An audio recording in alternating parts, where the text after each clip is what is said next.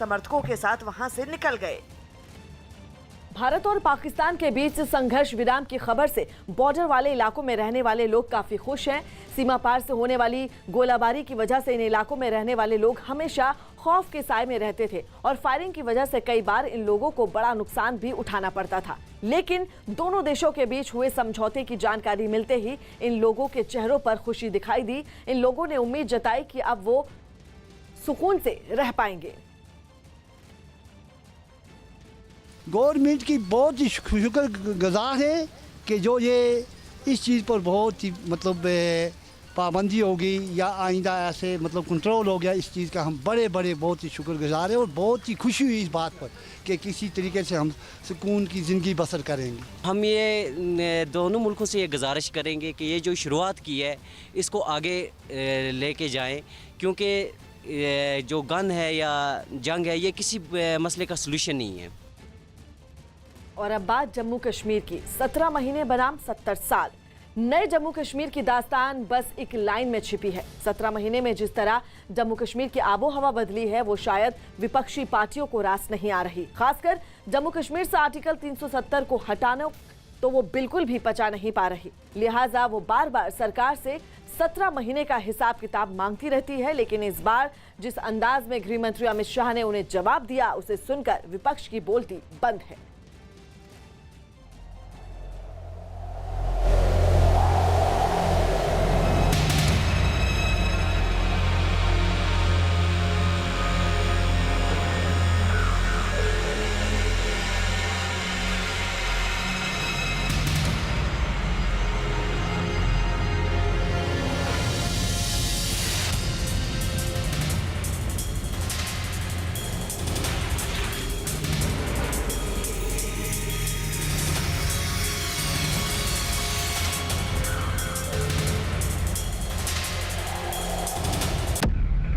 सत्रह महीने में बदली जम्मू कश्मीर की तस्वीर।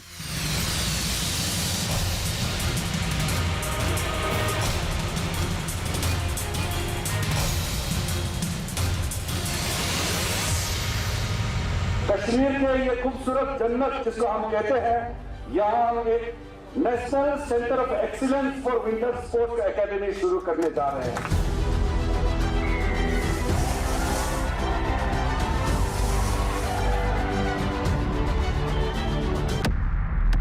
जम्मू कश्मीर में विकास की नई शुरुआत।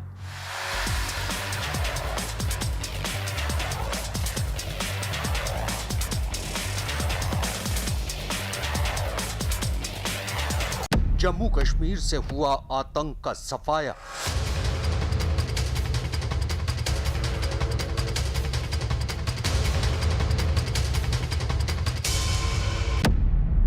मोदी शाह की जोड़ी का कमाल। ये भारतीय वायुसेना के शूरवीरों के पराक्रम की गूंज है। ये भारतीय रणबांकुरों की वीरता की हुंकार है। ये भारतीय वायुसेना के उस अभ्यास की तस्वीरें हैं जिनके जरिए उसने न सिर्फ बालाकोट एयर स्ट्राइक की दूसरी बरसी मनाई बल्कि पूरी दुनिया को एक बार फिर याद दिला दिया कि 2 साल पहले भारतीय वायुसेना के शूरवीरों ने बालाकोट स्ट्राइक को कैसे अंजाम दिया था। इस अभ्यास को वायुसेना की उसी स्क्वाड्रन ने अंजाम दिया जिसने बालाकोट स्ट्राइक को अंजाम दिया था। बालाकोट एयर स्ट्राइक की दूसरी वर्षगांठ के मौके पर भारतीय वायुसेना के air chief marshal RKS Bhadauria ने भी उन्हीं multi role fighter plane Sukhoi और मिराज के कॉम्बैट फॉर्मेशन में उन्हीं पायलटों के साथ उड़ान भरी जो बालाकोट मिशन पर गए थे।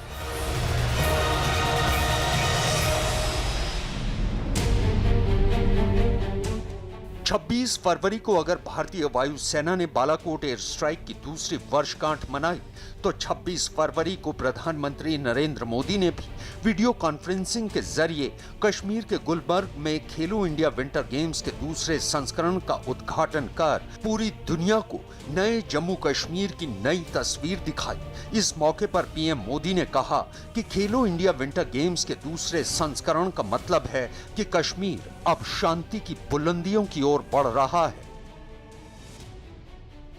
मैं जम्मू कश्मीर को और देश भर से आए सभी खिलाड़ियों को बहुत बहुत शुभकामनाएं देता हूं।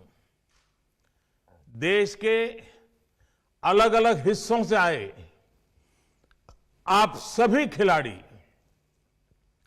एक भारत श्रेष्ठ भारत इस भावना को भी मजबूत कर रहे हैं। ये भी एक सच है कि जम्मू कश्मीर से आर्टिकल 370 खत्म करते वक्त प्रधानमंत्री नरेंद्र मोदी और गृह मंत्री अमित शाह ने देश और खासकर जम्मू कश्मीर की आवाम से वादा किया था कि जम्मू कश्मीर जल्द ही विकास की नई राह पर दौड़ता नजर आएगा। ये तस्वीरें मोदी सरकार के उसी सपने, उसी संकल्प और उसी वादे की हैं। ये भी एक सच है कि 2 साल में जम्मू कश्मीर से जिस तरह से आतंक का सफाया हुआ है, उसी की बदौलत आज जम्मू कश्मीर में तरक्की की नई इबारत लिखी जा रही है।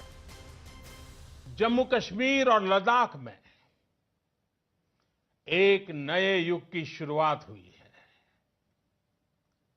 अब देश के सभी नागरिकों के हक भी समान है और दायित्व भी समान है।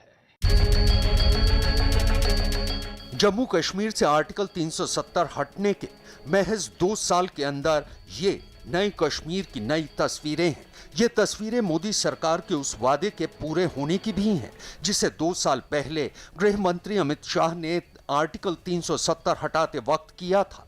लेकिन ये ऐतिहासिक फैसला लेना इतना आसान नहीं था और आज जब जम्मू कश्मीर में विकास की नई इबारत लिखी जा रही है तो विपक्ष ये बात हजम नहीं कर पा रहा है।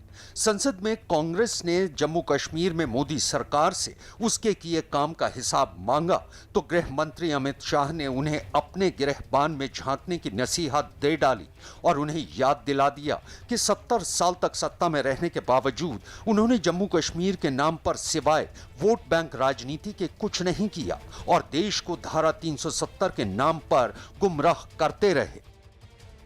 17 महीने हुए धारा 370 हटे हुए, आप हमसे हिसाब मांग रहे हो।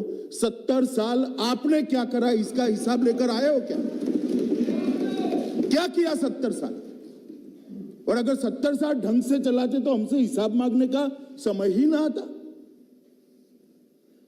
माननीय अध्यक्ष जी, उनको भी मालूम है कि धारा 370 हटने के बाद अभी तो वहां पर प्रशासन स्थिति को संभाल रहा था, इतने में कोविड लग गया। 1 साल लगभग सब कुछ बंद रहा है और हमसे हिसाब मांग रहे हैं। मुझे कोई आपत्ति नहीं, मैं हिसाब देता हूं, आना पाई का हिसाब देता हूं, एक एक काम का हिसाब देता हूं, एक एक बात का हिसाब देता हूं, मुझे उसमें कोई आपत्ति नहीं। परंतु मैं इतना कहना चाहता हूं माननीय अध्यक्ष जी, जिनको पीढ़ियों तक शासन करने का मौका दिया, वो जरा अपने गिरेबान में झांक कर देखे कि हम हिसाब मांगने के लायक है या नहीं। बात आर्टिकल 370 पर उठी तो लिहाजा गृह मंत्री ने पूरे विपक्ष को अपने अंदाज में इसका जवाब दिया। 370 के बारे में कहा गया कि 370 और 35 से वो देश की सरकार का जम्मू कश्मीर की जनता से एग्रीमेंट था। एग्रीमेंट जरूर था, मगर उसमें टेम्पररी शब्द आप भूल जाते हैं पढ़ने का। ये टेम्पररी था और जो मेरा हिसाब पूछ रहे 17 महीने में स्टेटहुड कब दोगे, स्टेटहुड कब दोगे, स्टेटहुड कब दोगे, हम जरूर देंगे। मगर मैं उनको पूछना चाहता हूं, ये मैंने भी कहा है स्टेटहुड टेम्पररी है, मगर आप 17 महीने में हिसाब मांगते हो तो टेम्पररी 370 साल तक चली, उस वक्त क्यों हिसाब नहीं मांगते थे? एक टेम्पररी प्रोविजन कब तक टेम्पररी रहेगा? टेम्पररी प्रोविजन को क्यों उखाड़ नहीं देते हैं? क्यों कोई पूछता नहीं था? क्योंकि वोट बैंक की राजनीति करनी थी। दरअसल करीब 2 साल पहले 5 अगस्त 2019 को मोदी सरकार ने जम्मू कश्मीर को लेकर एक ऐतिहासिक फैसला लिया था। 5 अगस्त 2019 यानी वो तारीख जो भारतीय इतिहास के पन्नों में दर्ज हो चुकी है। 5 अगस्त 2019 को मोदी सरकार ने एक ऐतिहासिक फैसला लेते हुए जम्मू कश्मीर से आर्टिकल 370 को खत्म किया था और उसके बाद महज 17 महीने के अंदर जम्मू कश्मीर में जो बदलाव आए उनसे आज पूरी दुनिया वाकिफ है। ये तो हमारा वादा था देश की जनता को 1950 से कि इस देश में 2 विधान, 2 निशान, 2 प्रधान नहीं रहेंगे, और आज मोदी जी के नेतृत्व में हमने इसको समाप्त कर दिया। जम्मू कश्मीर में मोदी सरकार के 17 महीने पर सवाल किया गया था, लिहाजा गृह मंत्री ने इसका जवाब भी दिया और बिना किसी का नाम लिए जम्मू कश्मीर की सत्ता से जुड़ी विपक्षी पार्टियों के नेताओं पर तंज कसा कि धारा 370 से जिन लोगों को फायदा हो रहा था, आज वही धारा 370 हटने के बाद सबसे ज्यादा शोर मचा रहे हैं। 17 महीने का हिसाब देते हुए अमित शाह ने विपक्ष को याद दिलाया कि जम्मू कश्मीर जिस तरह से विकास का सफर तय कर रहा है, वहां हाल ही में शांतिपूर्ण तरीके से हुए पंचायत चुनाव इसकी सबसे बड़ी मिसाल है। 3 परिवार के लोग ही शासन करते थे और इसीलिए उनको धारा 370 शूट करती थी। मान्यवर, हमने पंचायत के चुनाव कराए, अभी डिस्ट्रिक्ट पंचायत के चुनाव हुए, लगभग 51.7% वोटिंग हुई, कहीं पर भी गोली नहीं चलानी पड़ी और मान्यवर शांतिपूर्ण मताधिकार का प्रयोग हुआ। कांग्रेस के शासन के चुनाव कैसे हुए थे मैं इसमें जाना नहीं चाहता, क्योंकि पुरानी बातों को याद नहीं करना चाहता, परंतु कोई आरोप नहीं कर सकता, हमारे विरोधी भी आरोप नहीं कर सकते कि चुनाव में घपला हुआ, इस चुनाव में अशांति हुई, इस चुनाव में अफसर का उपयोग किया गया। सबने भय रहित होकर शांतिपूर्ण तरीके से मतदान किया है। ये भी एक सच है कि जिस दिन से जम्मू कश्मीर से धारा 370 हटाई गई है, उसी दिन से घाटी से आतंकियों और आतंक का सफाया होना शुरू हो गया। गृह मंत्रालय की एक रिपोर्ट के मुताबिक 2019 की तुलना में 2020 में घाटी में आतंक की वारदात में 36% की कमी आई। ये मोदी सरकार का ही कमाल है कि जिस दिन से उसने जम्मू कश्मीर के अलगाववादी नेताओं पर कड़ी कार्रवाई की, तो पत्थरबाजी की घटनाओं में 73% की कमी आई और गृह मंत्री अमित शाह ने पुरजोर अंदाज में विपक्ष को यह बता दिया कि पीएम मोदी के नेतृत्व में सरकार ने जम्मू कश्मीर की आवाम के लिए क्या किया है। ये पूछते हैं हमें क्या किया, इसलिए मैं बताता हूं। 50,000 परिवारों को स्वास्थ्य बीमा के तहत कवर कर दिया गया है। रोजगार के अंदर लगभग 10,000 युवाओं को कवर किया, 6,000 नए काम शुरू करे और 4,440 क्रिकेट और फुटबॉल की किटों को गांवों में पहुंचकर बच्चों के हाथ में बंदूक की जगह क्रिकेट का बैट हो, इसकी व्यवस्था हमने करी। और मेरा शहर मेरे गौरव के तहत ये शहरी विकास के लिए भी किया है। अमित शाह ने कांग्रेस पर निशाना साधते हुए यह भी कहा कि जिस पार्टी की 4 पीढ़ियों ने जम्मू कश्मीर में जितना काम किया है, मोदी सरकार ने उतना काम महज 1.5 साल में कर दिखाया है। लगभग 14,867 मेगावाट की तराशी गई जल विद्युत की क्षमता है, उसमें से 70 साल में 3504 मेगावाट का दोहन किया गया है। मैं फिर से एक बार कहता हूं, 14,000 में से 3500, और अभी जो 17 महीने का हिसाब पूछते हैं उनको मैं बताना चाहता हूं, सिर्फ 17 महीने में 70 साल में 3504 और 17 महीने में 3490 मेगावाट का काम शुरू कर चुके हैं। एक बाजू आपकी 4 पीढ़ी ने जो काम किया है वो हमने 1.5 साल के अंदर काम किया है, 1.5 साल के अंदर। आज कश्मीर में बदले हालात और अमन चैन को देखकर हर कोई हैरान है कि महज 2 साल के अंदर कश्मीर। इस वक्त की बड़ी खबर आपको बता दें, लश्कर की बड़ी साजिश, सेना पर हमले की साजिश है। और इस वक्त की बड़ी खबर आपको बता दें, श्रीनगर में हमले की साजिश, और ये बेहद बड़ी खबर, लश्कर साजिश में पाक आतंकी शामिल हैं और ये पूरी प्लानिंग की गई है। सेना पर हमले की साजिश रची गई है और लश्कर का नाम इसमें सामने आ रहा है। लश्कर की बड़ी साजिश, इस वक्त की सबसे बड़ी खबर, सेना पर हमले की साजिश। और नीतीश हमारे सहयोगी इस वक्त ऑनलाइन पर मौजूद है। नीतीश, और क्या जानकारी इस पूरी साजिश को लेकर? देखिए, लश्कर तैयबा और जो उसका शैडो ऑर्गेनाइजेशन है the terrorist fund, the resistance front, इन दोनों ने मिलकर श्रीनगर के आउटस्कर्ट्स में बीबी कैंट है, जिसे बदामी बाग कैंटोनमेंट कहा जाता है, वहां पर एक बड़े हमले की साजिश रची है, फिदाइन हमले की साजिश रची है। और इसके पहले भी ये हमेशा से बीबी कैंट आतंकियों के निशाने पर रहा है। 1999 में यहाँ पर लश्कर ने फिदाइन हमला किया था, जिसमें कुछ लोग मारे गए थे आर्मी के, और अब एक बार फिर से जो है इसको निशाना बनाने की प्लानिंग की गई है। इसमें 2 पाकिस्तानी आतंकी हैं, जुबैर और एक खालिद नाम का आतंकी है जो पाकिस्तानी है, साथ में साकिब मंजूर डार और एक और आतंकी है जुनैद सफी। इन चारों ने मिलकर कुछ दिन पहले रेकी भी की है बादामी बाग कैंटोनमेंट की, और उसके बाद हमले की प्लानिंग तैयार की है। जी नीतीश, ये जो बात आ रही है 6 इलाकों में रेकी की गई है, ये कौन से वो इलाके हैं और वहां पर अभी सुरक्षा के क्या इंतजाम किए गए हैं? देखिए, 6 दिन पहले एक ही इलाका है बादामी बाग कैंटोनमेंट, काफी सेंसिटिव इलाका है। ये कश्मीर के आउटस्कर्ट्स में ये इलाका पड़ता है, और जम्मू श्रीनगर हाईवे के दोनों साइड ये इलाका जो फैला हुआ है कैंटोनमेंट, करीब 10 से 12 हजार आर्मी के पर्सनल्स यहाँ पर रहते हैं, तो जाहिर तौर से काफी सेंसिटिव है। और जैसा मैंने बताया कि इससे पहले भी 1999 नवंबर 1999 में यहाँ पर लश्कर फिदाइन हमला कर चुका है, जिसमें हमारे 3 जवान शहीद हुए थे। तो जाहिर तौर से एक बार फिर से कश्मीर घाटी में कुछ ना कर पाने का पिछले कुछ दिनों में फ्रस्ट्रेशन है आतंकियों को, और वो कुछ बड़ा करने की फिराक में है। इसी वजह से बादामी बाग कैंटोनमेंट को टारगेट किया गया है, और 6 दिन पहले इसकी रेकी भी की जा चुकी है। जी आगे बढ़ते हैं। कोरोना वैक्सीन की कीमत केंद्र सरकार ने तय कर दी है। निजी अस्पतालों में 250 रुपए में वैक्सीन लगेगी, जबकि सरकारी अस्पतालों में मुफ्त में टीका लगेगा। देश भर में 1 मार्च से कोरोना टीकाकरण का दूसरा चरण शुरू होने जा रहा है।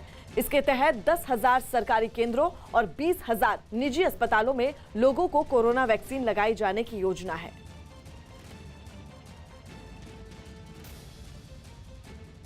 मैदानी इलाकों में बढ़ती गर्मी के बीच उत्तराखंड के चमोली में फिर एक बार बर्फबारी होने से ठंड बढ़ गई। बद्रीनाथ मंदिर और उसके आसपास हुई इस बर्फबारी के साथ ठंडी हवाओं ने पूरे इलाके को सर्दी की चपेट में ले लिया है। पहाड़ों पर हो रही बर्फबारी का असर मैदानी इलाकों में भी साफ दिखाई दे रहा है। उत्तराखंड के चमोली की ये तस्वीरें हम आपको दिखा रहे हैं, जहां पर बढ़ती गर्मी के बीच चमोली में एक बार फिर बर्फबारी होने से ठंड बढ़ गई है।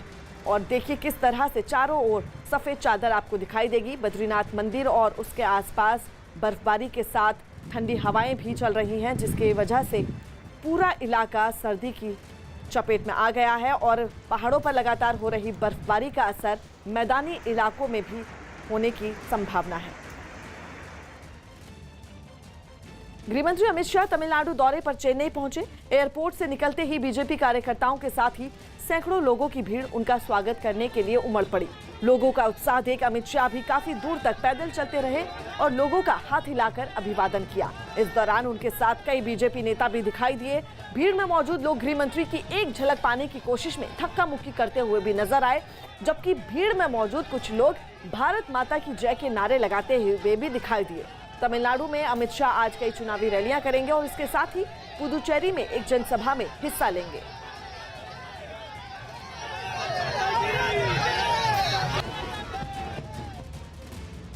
पश्चिम बंगाल में विधानसभा चुनाव का ऐलान होने के साथ ही चुनाव आयोग ने कानून व्यवस्था को दुरुस्त करने की कोशिश तेज कर दी है। प्रशासन के एक आदेश जारी होने के बाद ADG law and order Javed Shamim को हटा दिया गया और उनकी जगह जगमोहन को एडीजी लॉ एंड ऑर्डर बनाया गया है। बंगाल की सियासी फिजाएं चुनावों की तारीख के ऐलान के साथ अब और गर्म हो गई हैं। अभी तक बंगाल की सीएम ममता बनर्जी खुद को बंगाल की बेटी बताकर जनता के दिलों में घर बनाना चाहती थी, लेकिन अब बीजेपी ने अपनी 9 महिला नेताओं की फौज उतारकर टीएमसी को उसी के दाव से घेर लिया है। लेकिन सवाल यही है कि आखिर बंगाल की बेटी है कौन? कच्चा चिट्ठा वीकेंड स्पेशल में आज हम आपको बंगाल की सियासत के ऐसे ही दाव की कहानी दिखाने जा रहे हैं जो टीएमसी के लिए मुसीबत की वजह बन सकता है।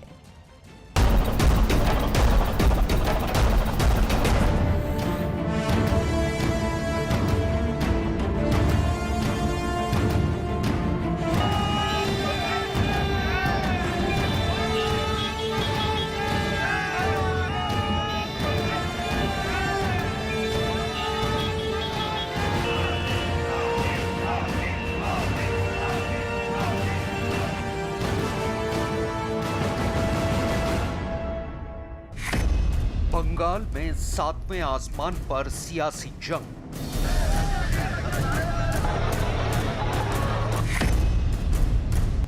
टीएमसी के खिलाफ पोस्टर वॉर की पॉलिटिक्स।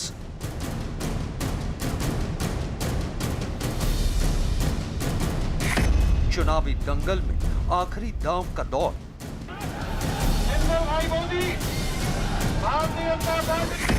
तारीखों का ऐलान, टीएमसी क्यों परेशान?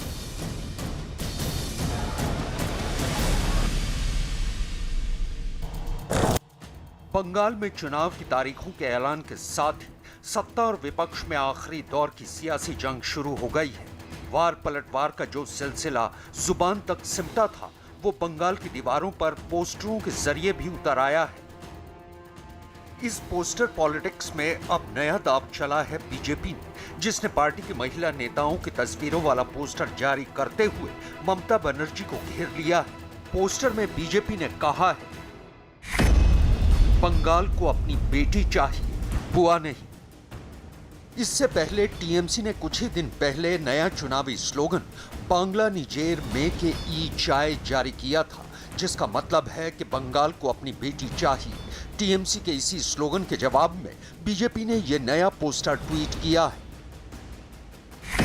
बीजेपी ने अपने इस पोस्टर में देवोश्री चौधरी, लॉकेट चटर्जी, रूपा गांगुली, भारती घोष, मफूजा खातून, श्रीपूर्णा मित्र चौधरी, तनुजा चक्रवर्ती, फाल्गुनी पात्रा और अग्निमित्रा पॉल जैसे नवरत्नों की तस्वीरें लगाई हैं और इन्हें ममता बनर्जी के खिलाफ बंगाल की बेटी बताकर आगे किया है। बंगाल की हमारी सभी बहनें, बंगाल की सभी बेटी, ये हमारा चेहरा है और उसके आधार पर चुनाव लड़ेंगे। यहाँ बीजेपी ममता बनर्जी को उन्हीं के इमोशनल दाव पर घेरना चाहती है, जो दाव उन्होंने खुद को बंगाल की बेटी बताकर खेला है। लेकिन बीजेपी ने ममता बनर्जी को बेटी नहीं, बुआ का तमगा दिया है, यानी वो बुआ जो भ्रष्टाचार के आरोपों में घिरे अभिषेक बनर्जी की बुआ है। यही वजह है कि टीएमसी के चुनावी रणनीतिकार प्रशांत किशोर भी टीएमसी के उस नारे को हवा दे रहे हैं, जिस नारे के जरिए ममता बनर्जी बंगाल के सेंटिमेंट से जुड़ना चाहती हैं। भारत में लोकतंत्र की अहम लड़ाई पश्चिम बंगाल में लड़ी जाएगी और बंगाल के लोग अपने संदेश के साथ तैयार हैं। बंगाल केवल अपनी बेटी चाहता है। 2 मई को मेरा पिछला ट्वीट जरूर देखिएगा। दरअसल बंगाल में 27 मार्च से 29 अप्रैल तक कुल 8 चरणों में विधानसभा चुनाव होने हैं, जबकि रिजल्ट का ऐलान 2 मई को किया जाना है। यानी बंगाल में मैराथन चुनाव होना है। यही वजह है कि इतने चरणों के चुनाव को भी टीएमसी ने मुद्दा बना लिया है, जबकि कांग्रेस भी ममता बनर्जी के सुर में सुर मिलाती दिखाई दे रही है। Don't consider in the eyes of BJP and whatever BJP have been decided, I have seen their list in the party office and today I have seen the same list is been in the outside. এপ্রিলে 6 এর মধ্যে Tamil Nadu election করে নিয়ে একদিনে, Kerala election একদিনে করে নিয়ে, এখানে 23 দিনের ফুটবল গ্রাউন্ড, 23 দিনের খেলা খেলবেন? আমাদের যে আসে না, এই খেলাতেও আমরা বলছি আপনাদের হেরে ভূত করে দেব। খেলা হবে 8টা ফেজে, হারিয়ে ভূত করে দেবো। তার কারণ আমরা গ্রাসরুটের লোক। বহিরাগত গুন্ডারা বাংলা শাসন করবে না, বাংলার মানুষ বাংলা শাসন করবে। जो 8 फेज में करने की बात दिख रही है, ये दिख ही रहा है कि इसमें सरकार के पुलिस का और चीज़ों के साथ दुरुपयोग करने का कोई ना कोई प्लान होगा। इसकी जो ममता जी बात कह रही हैं उसमें सच तो लग रहा है। हालांकि न्यूज 18 के सवाल पर मुख्य चुनाव आयुक्त सुनील अरोड़ा ने साफ कर दिया कि आखिर किन वजहों से बंगाल में 8 चरणों में चुनाव कराने का फैसला लिया गया है। Bihar and Bengal similar states हैं, बार बार 6-7 फेज दोनों में होते हैं, लॉ एंड ऑर्डर दोनों जगह प्रॉब्लम होता है। मैक्सिमम जो प्लानिंग आप लोगों ने की है बिहार मॉडल्स पे की है इन 5 राज्यों के चुनाव में, तो बंगाल में 8 फेज क्यों, बिहार की तरह 6 या 7 से आप लोग 3 पे क्यों नहीं आए या 3 या 4 पे क्यों नहीं आए? In a given context, we take inputs from so many forces and we decide the phases accordingly. Bengal में एमसीसी यानी मॉडल कोड ऑफ कंडक्ट लागू होते ही चुनाव आयोग ने बड़ी कार्रवाई की है। आयोग ने ADG law and order Javed Shamim का तबादला कर दिया है उनकी जगह डीजी फायर सर्विस जगमोहन को एडीजी लॉ एंड ऑर्डर बनाया गया है। उधर बीजेपी नेता अर्जुन सिंह ने ममता बनर्जी की सरकार पर निशाना साधते हुए कहा कि ये सरकार को समझना चाहिए कि आखिर राज्य में ऐसी क्या नौबत आई कि 8 चरणों में चुनाव कराने पड़ रहे हैं। उनको तो लज्जा आना चाहिए, इसके लिए उनको पदत्याग कर देना चाहिए मुख्यमंत्री पद से, क्योंकि भारत की जनता समझ रही है कि यहाँ लूट होता है। इलेक्शन कमीशन समझ रहा है कि यहाँ लूट होता है, तभी तो ये हुआ है। इलेक्शन कमीशन तो किसी के कहने पर नहीं करता है, वो पूरा रिपोर्ट लेके ये करता है कि किस तरह से पिछला इलेक्शन में उनके लोगों के ऊपर अत्याचार हुआ है, जुल्म हुआ है, खून हुआ है, मारा गया है, घर जलाया गया है, माँ के सामने बेटे की हत्या की गई है। तो सब सोच समझ के इलेक्शन कमीशन ने डिसीजन लिया है। चुनाव की तारीखों के ऐलान के साथ ही शुरू हुई इस आखिरी दौर की सियासी जंग में भी हिंसा ने जोर पकड़ लिया है। इसी कड़ी में कोलकाता में कुछ लोगों ने रात के अंधेरे में बीजेपी दफ्तर पर हमला बोल दिया। राजधानी के फूल बागान इलाके में बीजेपी के दफ्तर में घुसकर जमकर तोड़फोड़ की गई। इस दौरान बीजेपी दफ्तर में रखे मोबाइल फोन और लैपटॉप के अलावा दफ्तर में लगी एलईडी लाइट्स पर भी हाथ साफ कर दिया गया, जबकि परिवर्तन यात्रा के लिए खड़ी गाड़ियों के शीशों को भी भीड़ ने तोड़ दिया। आरोप है कि टीएमसी के कार्यकर्ताओं ने ही इस वारदात को अंजाम दिया है। दूत लोग दिन के उजाले में तो लोगों को फेस नहीं कर पाते, तो रात के अंधेरे में आकर के एक गरीब ड्राइवर को मारे, सारे के सारे लैपटॉप लेके चले गए, सेलफोन जो था वो ले लिया, विंडस्क्रीन तोड़ दिया, एलईडी स्क्रीन जो था उसको तोड़ दिया। तो ये तृणमूल का रवैया रहा। ये दुर्भाग्यपूर्ण बात है। डेमोक्रेसी में सब लोग अपना प्रचार करें, अपना विषय रखें, पब्लिक अवेयरनेस करें, अपना एजेंडा जनता के सामने रखें। केंद्र में मोदी जी जब देश के लिए और देश को बदलने के लिए, देश को आगे बढ़ने के लिए, नया भारत के निर्माण के लिए जो हम काम कर रहे हैं वो जनता के बीच में रखने के लिए हम जा रहे थे, और ऐसा व्यवहार करना वो डेमोक्रेटिक सिस्टम में ठीक नहीं है। बीजेपी दफ्तर में हुए हमले के बाद कैलाश विजयवर्गीय ने एक बार फिर टीएमसी पर निशाना साधा है। साथ ही उन्होंने इस मामले में चुनाव आयोग को भी संज्ञान लेने की अपील की है। ये जो खेला करने की उन्होंने चेतावनी दी है, ये उसका छोटा सा प्रदर्शन है, और मुझे लगता है कि ये चुनाव आयोग को इसको चुनौती की तरह लेना चाहिए। ये सब गुंडे जो आने वाले चुनाव में प्रभावित कर सकते हैं चुनाव को, यदि इसी प्रकार की गतिविधियां चली तो लोग निर्भीकता से वोट नहीं डालेंगे, और इसलिए चुनाव आयोग को इसको संज्ञान में लेना चाहिए। उधर ममता बनर्जी की बढ़ी हुई मुश्किलों के बीच राष्ट्रीय अनुसूचित जाति आयोग भी बंगाल सरकार के खिलाफ एक्शन में आ गया है। 3 दिन के दौरे पर बंगाल पहुंचे आयोग के वाइस चेयरमैन अरुण हल्दर ने राज्य सरकार पर जहां मुस्लिम तुष्टीकरण का आरोप लगाया है, साथ ही दलितों की अनदेखी का भी आरोप लगाया है। आवाज उठाएगा तो उसको पीछे उसका गुंडा बाहिनी जाएगा, उसको पिटाई करेगा, फिर उसको मर्डर भी हो गया था। बहुत सारे मर्डर ऐसा इधर में भी हो गया, उसके बहुत सारे दलित लोगों को भी मर्डर कर दिया। ऐसे एक केस में कल 3 लोगों को जो मर्डर हुआ संदेशखाली में, हम लोग कमीशन का तरफ से फर्स्ट विजिट में मैंने उधर गया है। वो दलित थे सारे? हाँ, सारे दलित लोग हैं। वो शाहजहान मोल्ला जो है टीएमसी का लीडर है, दबंग लीडर है, वो गुंडा है उधर का, वही उसका नेतृत्व में वो लोग को मर्डर किया। एफआईआर में 1 नंबर में उनका ही नाम था। बाद में सीआईडी केस टेकअप किया, सीआईडी शाहजहान को छोड़ के वही मामला में चार्जशीट कर दिया। राष्ट्रीय अनुसूचित जाति आयोग ने आखिर ये आरोप क्यों लगाए हैं, इसे भी समझना जरूरी है। आयोग के पास जो आंकड़े आए हैं उनके मुताबिक पश्चिम बंगाल में दलितों के खिलाफ अपराध के मामलों में इजाफा हुआ है। ममता सरकार के दबाव में केस थानों में दर्ज नहीं किए जा रहे हैं। प्रदीप मंडल हत्याकांड में मुस्लिम आरोपी का नाम एफआईआर में सबसे पहले था। मुस्लिम तुष्टीकरण के चलते आरोपी का नाम एफआईआर से हटा लिया गया। दलित महिलाओं के खिलाफ रेप की घटनाओं को गंभीरता से नहीं लिया जाता। महिलाओं के खिलाफ हिंसा छिपाने के लिए 0 एफआईआर दिखाई जा रही है। बंगाल में पिछले साल दलितों के खिलाफ हिंसा के 127 केस सामने आए।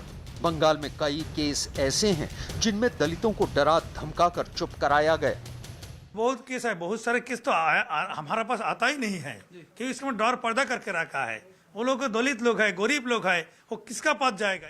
दलित समुदाय की अनदेखी का मामला हो, मुस्लिम तुष्टीकरण की सियासत हो, कानून व्यवस्था की अनदेखी हो या फिर भ्रष्टाचार की बात हो, ममता सरकार इन चुनाव में कई मुद्दों पर घिरी है। ये एक बड़ा कारण है कि इस बार पार्टी के लिए विधानसभा चुनाव की राहें हरगिज आसान नहीं है। उस पर तारीखों के ऐलान और 8 चरणों के मतदान ने भी टीएमसी की नींद उड़ा रखी है, वो भी उस वक्त जब बीजेपी पूरे दमखम के साथ बंगाल में सत्ता परिवर्तन का दावा कर रही है। भोपाल के एक इलाके में बनी अवैध इमारत को विस्फोटक के जरिए ढहा दिया गया। बताया गया कि दूसरे लोगों की जमीन पर अवैध तरीके से कब्जा कर वहां ये इमारत बना ली गई थी, जिसे प्रशासन ने विस्फोटक के जरिए एक ही झटके में तोड़ दिया। एक तेज धमाका हुआ, जिसके साथ ही उस इमारत का नामो निशान मिट गया।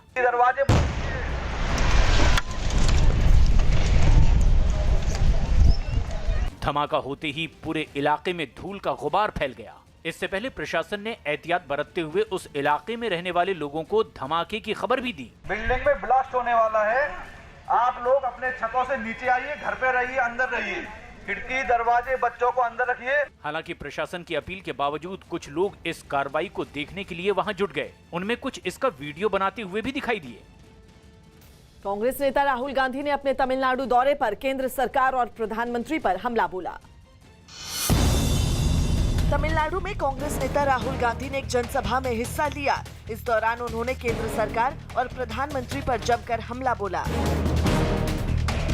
भोपाल में अवैध तरीके से बनाई गई एक 3 मंजिला इमारत को प्रशासन की टीम ने विस्फोटक की मदद से गिरा दिया। मध्य प्रदेश के रतलाम में कांग्रेस नेता की महिला अधिकारी से बदसलूकी का वीडियो सोशल मीडिया में वायरल हो गया। इस वीडियो में कांग्रेस नेता महिला अधिकारी को धमकी देते सुनाई दिए। सरकार ये बीजेपी की कब तक रहेगी, जिंदगी बनी रहेगी, नौकरी बची है 10-20 साल की, वोट के लिए आएंगे कहीं से भी हम। प्रधानमंत्री नरेंद्र मोदी आज सुबह 11 बजे अपने रेडियो कार्यक्रम मन की बात में देश के लोगों से संवाद करेंगे। इस मन की बात के लिए प्रधानमंत्री ने कुछ दिन पहले लोगों से अलग अलग विषयों पर सुझाव भी मांगे थे और इसी कार्यक्रम के 74वें एपिसोड में आज वो इन मुद्दों पर संवाद करेंगे। प्रधानमंत्री ने पिछले एपिसोड में मन की बात से बहुत कुछ सीखने का दावा किया था और लोगों के अनुभवों से प्रेरित होने की बात कही थी। मुंबई के एक इलाके से दिल दहला देने वाला एक वीडियो सामने आया, जिसमें एक बुजुर्ग के ऊपर छत की स्लैब टूटकर गिर गई। इस हादसे में उस बुजुर्ग की जान बाल बाल बच गई, जिसका एक सीसीटीवी वीडियो भी सामने आया, जिसमें दिखा कि जैसे ही वो आदमी एक मकान के बगल से गुजर रहा था, तभी उसके ऊपर छत का एक बड़ा हिस्सा टूटकर गिर गया। अचानक हुए इस हादसे से वो बुजुर्ग जमीन पर गिर पड़ा। उसे कई जगह गंभीर चोट आई। मलबा गिरने की आवाज सुनकर 2 महिलाएं अपने घर से बाहर निकली और उस आदमी को सहारा देकर जमीन से उठाया। बाद में उसे एक चबूतरे पर बिठाया गया। तब तक आसपास के कई लोग वहां जुट गए। बताया गया कि छत के मलबे से वो बुजुर्ग गंभीर रूप से घायल हो गया। गृहमंत्री अमित शाह तमिलनाडु दौरे पर चेन्नई पहुंचे। एयरपोर्ट से निकलते ही बीजेपी कार्यकर्ताओं के साथ ही सैकड़ों लोगों की भीड़ उनका स्वागत करने उमड़ पड़ी। लोगों का उत्साह देख अमित शाह भी काफी दूर तक पैदल चलते रहे और लोगों का हाथ हिलाकर अभिवादन किया। इस दौरान उनके साथ कई और बीजेपी नेता भी मौजूद रहे। भीड़ में मौजूद लोग गृह मंत्री की एक झलक पाने की कोशिश में धक्का मुक्की करते हुए भी नजर आए, जबकि भीड़ में मौजूद कुछ लोग भारत माता की जय के नारे लगाते हुए भी सुनाई दिए। तमिलनाडु में अमित शाह आज कई चुनावी रैलियां करेंगे और इसके साथ ही पुदुचेरी में एक जनसभा में हिस्सा लेंगे।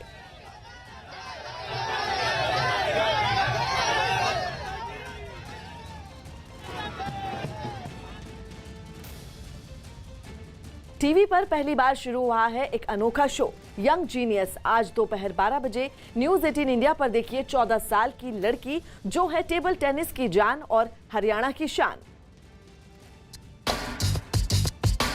मेरा नाम सुहाना सैनी है, मैं 14 इयर्स की हूँ। ये है यंग जीनियस, जिसे जीतना पसंद है, जो 6 साल की उम्र से ओलंपिक्स गोल्ड जीतने की तैयारी में है। नेक्स्ट यूथ ओलंपिक्स में गोल्ड जीतना है, जो 2022 में होंगे। ये है यंग जीनियस, जो टेबल टेनिस में अंडर 15 की चैंपियन है और दुनिया में जिसकी रैंकिंग 22 की है, जिसके पास मेडल्स का अंबार है और यूएस ओपन समेत 29 अंतरराष्ट्रीय चैंपियनशिप जीत चुकी है। नेटवर्क 18 पर एक अनोखा शो, दंग करने वाली खिलाड़ी हरियाणा के रोहतक की सुहाना सैनी के साथ। 10 में आप पहली बार नेशनल चैंपियन बनी, अब ये 11 में आप दूसरी बार नेशनल चैंपियन बनी। हाँ। चलिए लाओ भाई, पानी लाओ, डूब जाता हो इसमें। जिसकी माँ है उसकी गुरु, जिसने अपनी मां को टेबल टेनिस में हराने वाली खिलाड़ी को हराकर दम लिया, जो टेबल टेनिस में चीन के गुरूर को तोड़कर दुनिया पर छा चुकी है। आ रही है ये यंग जीनियस न्यूज़ 18 इंडिया पर।